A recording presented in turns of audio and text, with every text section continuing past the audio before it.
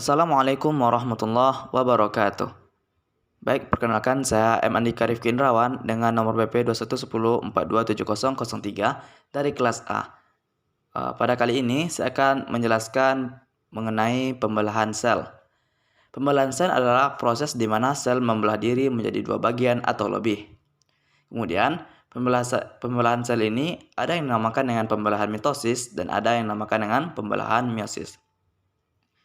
Pada gambar yang atas itu adalah pembelahan secara mitosis, yang mana pembelahan mitosis menghasilkan sel dengan susunan genetika yang sama persis dengan susunan genetika sel induk. Proses pembelahan mitosis terjadi pada seluruh tubuh kecuali pada sel kelamin. Kemudian ada tahap-tahapnya. Yang pertama ada profase, yaitu proses perubahan yang terjadi pada sitoplasma dan nukleus saat benang-benang kromatin memendek serta menebal menjadi kromosom. Kemudian ada metafase, yaitu fase di mana kromatin bergerak menuju bagian tengah inti sel untuk membentuk lempeng metafase.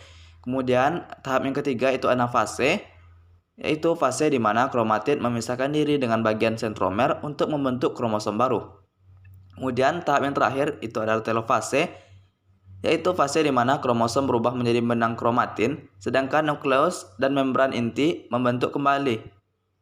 Pada tahap ini, sel baru yang identik telah terbentuk. Kemudian pada gambar yang di bawah, itu adalah pembelahan secara meiosis, yang mana pembelahan meiosis ini hanya terjadi pada organ kelamin. Proses pembelahan ini bertujuan untuk menghasilkan sel gamet bereproduksi.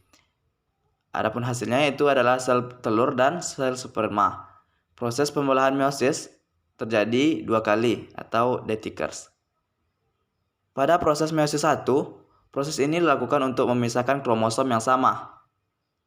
Adanya kromosom homologos dalam sebuah sel mempresentasikan dua alel dari masing-masing gen yang dimiliki oleh sebuah organisme.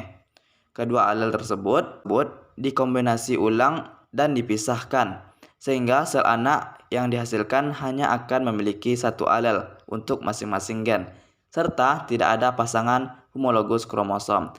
Sedangkan pada proses meiosis 2, proses ini memisahkan dua salinan DNA dengan cara yang mirip seperti dalam proses pembelahan sel mitosis. Hasil akhir dari pembelahan meiosis adalah 4 sel dari satu sel, dan masing-masing hanya memiliki separuh kromosom induknya, alias hanya satu salinan dari genom induk. Mungkin itu penjelasan dari saya. Lebih dan kurangnya mohon maaf. Assalamualaikum warahmatullahi wabarakatuh.